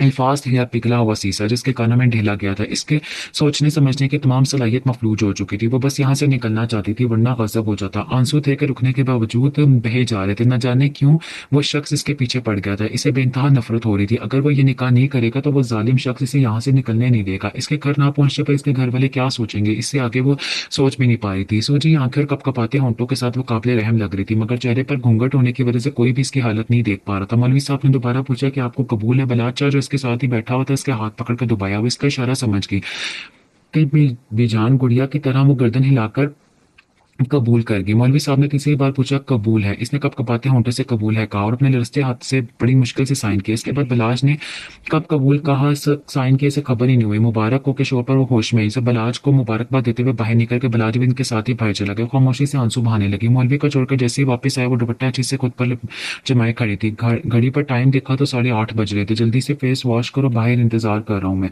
बलाज के इशारा करने पर वो जल्दी से मुंह धोकर एक कमरे से निकल गई। गाड़ी इनकी गेट से कुछ फासले पर रुकी। वो जल्दी से उतरने लगी। घबराहट से इसका चेहरा लाल हो रहा था। बलाज इसका हाथ पकड़कर रोकर पीछे मुड़कर इसका बैग उठाकर इसके हवाले किया। इसका गाल थपथपाकर सीधा होकर बैठ गया। इस वक्त वो कुछ भी महसूस नहीं कर पा रही। वो जल्दी से गाड़ी से निकली। चौकीदार ने इसे आते देखकर मेन गेट खोल दिया। वो भागती हुई अंदर घुस गई थी। इसके अंदर जाते हुए भी जन से अपनी गाड़ी भगा लेगा। चेहरे पर कुछ पता करने की चमक थी। वो घर में दाखिल हुए तो सामने अर्श बैठा हुआ था। इसे देखकर घबराहट मजीद बढ़ गई। आयत आज लेट हो गई तुम? अर्श ने घड़ी में टाइम देखकर पूछा था। 9 बज रहे थे। जी भाई। वो कोई जवाब देती फरवा बेगम बोल उठी। मुझे मैसेज कर दिया था आयत ने, आज इनकी एक्स्ट्रा क्लास थी। आयत जाओ जल्दी से फ्रेश होकर आओ, मैं खाना लगा रही हूँ। फरवा बेगम के बोलने पर इसने गहरी सांस ली और अपने कमरे की तरफ बढ़ गई। अर्श को वो थोड़ी घबराई हुई लगी। कमरे में आकर वो जितना रो सकती थी फूट फूट कर रही। वो जो हिम्मत करके आई थी अपने भाइयों को सब बता देगी, मगर यहाँ आकर इसकी सारी हिम्मत जवाब दे गई थी। इसकी बात पर कौन यकीन करेगा? मगर अगर सबने से ही गलत समझ ले तो वो क्या करेगी? वो रोते रोते कब नींद की वादियों में चली गई इसे पता ही नहीं चला। सुबह आयत के अलावा सब नाश्ते के टेबल पर मौजूद थे। अकीदत के साथ अगर सजदा बेगम का रवैया बुरा नहीं था तो अच्छा भी नहीं था। ईशा जब आदम अस्पताल में था तब भी अपने घर जा चुकी थी। नाश्ते की इश्तहार अंगेज खुशबू हर जगह फैली हुई थी। आदम खानजादा भी अपने अब काफी बेहतर हो चुका था। इस पूरे हफ्ते में आयत अस्पताल नहीं गई थी। सबको यही कहा पेपर्स होने वाले हैं इसलिए घर में रहकर तैयारी करेगी। भाभी आदम भी अब बेहतर हो चुका है। मैं सोच रही हूँ कल संडे भी है तो कल शाम ईशा और अर्श की शादी की तारीख रखने चलते हैं। सजदा बेगम की बात पर सबने हैरानगी से इसकी तरफ देखा सिवाय आदम और सलार के। कीरत ने एक नजर अर्श को देखा फिर खामोशी से नाश्ता करने लगी। सजदा किससे बातें कर रही हो? अर्श की शादी हो चुकी है, तुम इसकी शादी कैसे करवा सकती हो? फरवा बेगम ने परेशानी से पूछा। कहीं ना कहीं इनको लग रहा था सजदा बेगम अकीदत को कबूल कर चुकी है, मगर आज इनकी बात सुनकर इनको बहुत अफसोस हुआ था। भाभी ये शादी मेरी मर्जी से नहीं हुई या एक बेसहारा लड़की को सहारा देने के लिए किया गया था निकाह। और वैसे भी शुरू से ही ईशा अर्श के नाम पर बैठी है। शादी तो इनकी होनी है। हो रही है बात दूसरी शादी की। आदम की भी तो हुई है ना दूसरी शादी, और दोनों खुश भी हैं। ईशा और अर्श भी खुश रहेंगे। इनकी बात पर अकीदत के जैसे शफा की आंखें भी भर गई। वो जो मोहब्बत में बहुत आगे निकल चुकी थी ये तक भूल चुकी थी कि इसने आदम से अपने लिए सिर्फ सहारा मांगा था और इसे तरस खाकर इसे सहारा दिया था। सजदा बेगम के कहने पर इसे सब याद आता था। अकीदत खामोशी से वहां से निकल गई। इसके पीछे ही शफा भी मेहनत के बहाने वहां से उठ गई। अर्श और आदम दोनों ने ये चीज नोट की थी, लेकिन सजदा प्लीज भाभी मेरी खुशी की खातिर आप इतना नहीं कर सकती। जब अर्श को ही मसला नहीं तो मैं क्या कह सकती हूँ? फरवा बेगम ने शिकायती नजरों से अर्श को देखा तो वह नजर चुरा गया। इसका फोन कब से बज रहा था मगर अननोन नंबर देखकर वो इग्नोर कर रही थी। मगर शायद दूसरा शख्स इंतहाई ढीठ था जो फोन करने से बाज नहीं आ रहा था। वो बहुत मुश्किलों से अपने जहन को टेंशन से आजाद करके पढ़ने बैठी थी। आखिर इसने फोन उठा लिया। हेलो, कौन बकवास कर रहा है? वो इंतहाई बदतमीजी से बोली। आपका मजाजी खुदा। बलाज को गंभीर आवाज इसके कानों से टकराई तो मोबाइल इसके हाथ से गिर पड़ा। इसका दिल बहुत तेजी से धड़क रहा था। इसने मोबाइल स्विच ऑफ करके दूर फेंक दिया। इस शख्स की वजह से वो मुजरिमों की तरह अपने घर में रह रही। कोई गलती ना होकर वो खुद को भी कसूरवार समझ रही थी। अल्लाह, वो बुरी तरह से सक पड़ी। इसकी परेशानी सब नोट कर रहे थे मगर पेपर की टेंशन कहकर वो सबको मुतमईन कर देती। वो घुटनों में सर्दी रो रही थी। इसे आसपास एक मखसूस खुशबू महसूस। इसने झटके से सर उठाया तो वो बेड के सामने सोफे पर टांग रखे अपने मखसूस अंदाज में बैठा इसे देख रहा था। वो डरती हुई उठी और दरवाजे की तरफ भागी। जल्दी से दरवाजा अच्छे से बंद कर दिया और चारों तरफ देखने लगी। इसकी हरकतें देखकर वो इतना तो समझ गया कि वो जितनी बहादुर नजर आने की कोशिश करती इतनी है नहीं। इसे बेसाख्ता इस पर तरस आया मगर ये चंद सेकंड के लिए था। इधर आओ। इसने आयत को इशारा किया जो कमरे के कोने में खड़ी रो रही थी। चंद कदमों का फासला था जो वो आसानी से तय कर सकता था, मगर आसानी करना इसने सीखा कहाँ था। जब इसकी पुकार का आयत पर कोई असर नहीं हुआ तो इसने जरा तेज आवाज में पुकारा। इधर आओ आयत। इसकी आवाज इतनी तेज जरूर थी अगर कोई इसके दरवाजे के पास होता तो आराम से सोना था। घबरा कर इसके पास ही। बलाज से कोई बात नहीं थी कि वो इसे बदनाम करने के लिए पूरी फैमिली को बुला ले। वो जीत जैसे ही पास ही बलाज ने इसका हाथ पकड़ के खींचा, वो सीधा इसकी गोद में आ गिरी। ये एक बेख्तियारी अमल था। आयत ने अपनी सांसें तक रोक ली, आंखें खतरनाक हद तक फैल गई, चेहरा डर और शर्म से सुर्ख कंधारी हो गया था। आयत झटके से इसकी गोद से उठी थी, मगर सामने भी बलाज शाह था। जिस स्पीड से वो उठी थी, तेजी से बलाज ने इसे दोबारा खींचकर खुद पर गया, उसके लबों को अपनी कैद में ले लिया। इसके लम्स में सख्ती थी। इसने खुद को छुड़वाने की बहुत कोशिश की। जब इसकी मज़ाहमत कोई काम न आई तो उसने खुद को ढीला छोड़ दिया। मुझे अपना ना जाने कौन सा गुस्सा इस पर उतार रहा था। इसके ढीले वजूद को महसूस करके दूर हटा तो वो इस पर लहरा कर गिर गिर गई। इतनी नज़ाकत मेरे साथ तो नहीं चलेगी। जितना जल्दी हो सके खुद को मजबूत कर लो। बहुत जल्द बलाशा तुम्हारे वजूद पर पूरी तरह कब्जा कर लेगा। अब इसके कान के पास रुका, सरगोशी में बोलता है, इसके वजूद को उठाता बेड पर लटा गया। जेब से रुमाल निकाला, इसे इस आयत के होंठ साफ किए और इस पर कंफर्टर डालकर रुमाल जेब में डाला और खिड़की के रास्ते निकल गया। इसके कमरे की खिड़की मेंशन के बैक साइड पर खुलती थी, जहाँ मुलाजिम के क्वार्टर बने हुए थे। यहाँ का एक मुलाजिम था जो हमेशा इसकी मदद करता था, इसलिए आज तक किसी को खबर नहीं हो पाई इसके आने की। अगले दिन सजदा बेगम फरवा बेगम के साथ जाकर अर्श और ईशा की शादी की तैयारी रखकर तारीख रखकर आ गए थे। अगले हफ्ते सादगी से इनका निकाह होना था। वो सब धूमधाम से करना चाहते थे, मगर अर्श की शादी ये थी कि शादी सादगी से होगी। अकीदत दोबारा से आयत के कमरे में शिफ्ट हो गई थी और आयत खुद भी यही चाहती थी कि इसके साथ कोई ना कोई रहे। हर कोई एक दूसरे से नजर चुराए फिर रहा था। आपको नहीं लगता आप अपनी दुश्मन खुद हैं? जजा ने संजीदगी से पूछा। इसे बेइंतहा गुस्सा था सबसे इस बात इसने बात को कि घूम फिर कर सबके पास ही एक जवाब था। सजदा बेगम, अर्श का फैसला है, आप कुछ नहीं कर सकते। थक हार कर वो अकीदत के पास आई थी, जो चेहरे पर मुस्कुराहट लिए इसे देख रही थी, मगर इसके चेहरे के पीछे छुपी तकलीफ इसे अच्छी नजर आ रही थी। क्या हुआ है? तुम गुस्से में क्यों हो? इसका अंदाज पुरसकून था। आपका शौहर दूसरी शादी कर रहा है, आप हैं कि सुकून से बैठी हैं। दूसरी शादी इनका हक कर खुशी है, मैं कौन होती हूँ इनको रोकने वाली? इसने इत्मीनान से जवाब दिया। अगर मेरा शौहर ऐसा कुछ करता है तो मैं इसको जान से मारना पसंद करती, मगर किसी और की झोली में न डालती। इसने जुनूनी अंदाज में कहा। इसकी आवाज़ इतनी ऊंची जरूर थी कि बाहर से गुजरते सलाम ने बखूबी सुनी थी। होंठों पर एक पूरी मुस्कुराहट आ गई थी। आज तो इसके पीछे आ रहा था, इसके रुकने पर वो भी रुककर इसे देखने लगा, जो हंसते हुए से चुप रहने का इशारा कर रहा था। दोनों दीवार से लगकर खड़े हो गए, क्योंकि आप दोनों एक दूसरे के साथ मैच करते हैं कि खानदान से